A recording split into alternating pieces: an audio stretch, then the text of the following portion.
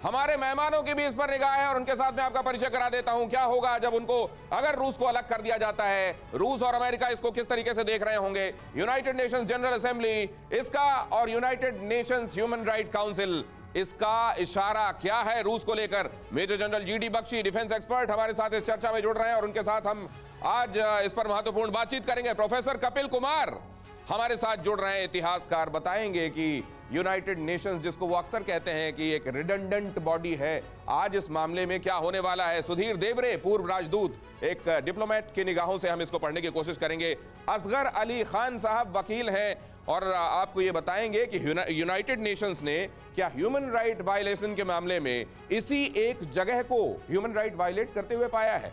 क्या किसी की निगाहें अफगानिस्तान की तरफ, इराक की तरफ भी गई हैं क्या, पहले जो हुआ है माजी में, क्या उस पर भी दुनिया की निगाहें क्या। लेकिन पहले अहम खबर देखिए, दुनिया के मंच पर भारत की असली परीक्षा रूस के साथ जाएगा या खिलाफ, ये तय होगा। भारत के फैसले पर दुनिया की नजर टिकी हुई है। मोदी ने कल ही कहा था किसी के दबाव में नहीं है भारत, भारत के लिए जो उत्तम होगा, जो अच्छा होगा वही भारत करेगा। भारत के प्रधानमंत्री ने यह बात कल कह दी थी। तो ऐसे में किसी के दबाव में नहीं आने का मतलब क्या है, कौन है वो जो दबाव डाल रहा है। रूस की तरफ से कोई दबाव नहीं आया, लेकिन अमेरिका ने गाहे बगाहे इशारे किए हैं कि चीन के एग्रेशन को कंट्रोल करने के लिए, आपको चाइना के एग्रेशन को कंट्रोल करने के लिए अमेरिका की जरूरत है, कभी एडवाइस के तौर पर और कभी दूसरे तौर पर। ये खुल्लम खुल्ला, और तेल लेने के मामले में भी, रशिया से तेल लेना हो या दूसरे एक मसलों में, यह दिखाई दिया है कि अमेरिका को यह नागवार गुजरा है। और सबसे पहले जीडी बख्शी साहब, आपका ओपिनियन क्या होने वाला है, भारत क्या करेगा और आउटकम क्या होगा, रशिया का रिएक्शन क्या होगा, बहुत quickly sir.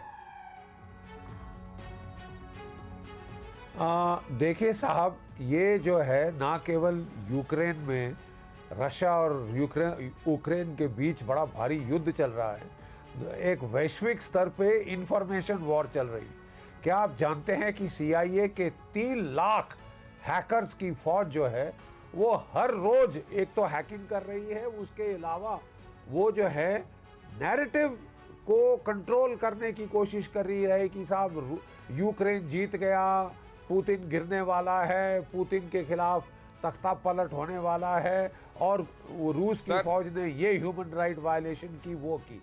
As a soldier मैं आपको, एक मिनट, एज अ सोल्जर मैं आपको कहना चाहता हूँ कि जहां तोपें चल रही हैं, बमबारी हो रही है, जहां पे टैंकों की लड़ाई हो रही है जिस शहर के अंदर, आपका मतलब वहां सिविलियन कैजुअल्टीज नहीं होंगी? डेफिनेटली होंगी। सवाल यह है कि क्या उनको सर, माफी के साथ आपको यहां पर रोक रहा हूं, क्या सिविलियन कैजुअल्टी नहीं होगी, लेकिन अमेरिका उसको कोलेटरल डैमेज का नाम दे देगा और बाकी जगहों पर ये ह्यूमन राइट्स का वायलेशन होगा क्या? बहुत जल्दी से आपसे जानना चाहता हूं सुधीर देवरे साहब, आपका ओपिनियन। 2011 में लास्ट टाइम किसी देश को ह्यूमन राइट्स काउंसिल से हटाया था, लीबिया को। उसके बाद ऐसी कोई कृति नहीं हुई है।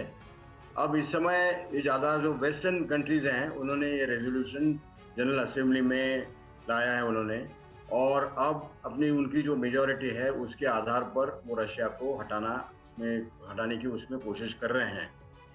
अब कल जो ये UN में जो बात हुई थी, UN के जो महासचिव हैं गटेरस, उन्होंने पूजा में जो किलिंग्स हुए हैं उसके बारे में इंडिपेंडेंट इंक्वायरी होने के लिए बिल्कुल वहाँ प्रतिनिधि भी भेजे हुए हैं।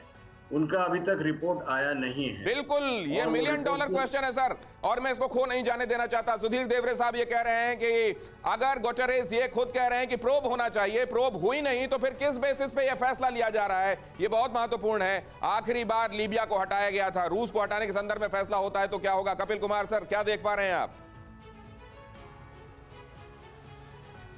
एक तमाशा देख रहा हूं। ह्यूमन राइट्स दुनिया में सबके लिए बराबर होने चाहिए। सबसे पहले अगर ह्यूमन राइट्स के ऊपर पाश्चात्य वर्ल्ड जो है एक्शन लेना चाहता है तो वो उस अमेरिकी प्रेसिडेंट के ऊपर ले जिसने हिरोशिमा और नागासाकी के अंदर लाखों लोगों का कत्ल किया था। उस चर्चिल के ऊपर एक्शन ले जिसने बंगाल के अंदर लाखों लोगों को मैन मेड फेमिन बना करके मारा था। ये क्या तमाशा है? ये लोग जहां पे भी जो मर्जी, आज तक पाकिस्तान को ऊपर तो ये एक एक्शन नहीं ले पाए जहां पे रोज ह्यूमन राइट्स का वायलेशन होता है।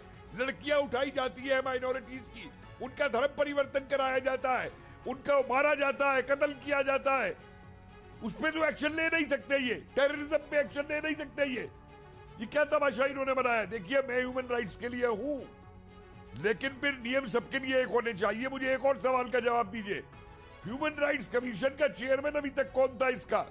Saudi Arabia. मुझे कोई समझाए जरा, सऊदी अरेबिया में ह्यूमन राइट्स का क्या हाल है? जिस कंट्री में एक नागरिक को अधिकार नहीं है उसको आपने ह्यूमन राइट्स का चेयरमैन बना रखा था।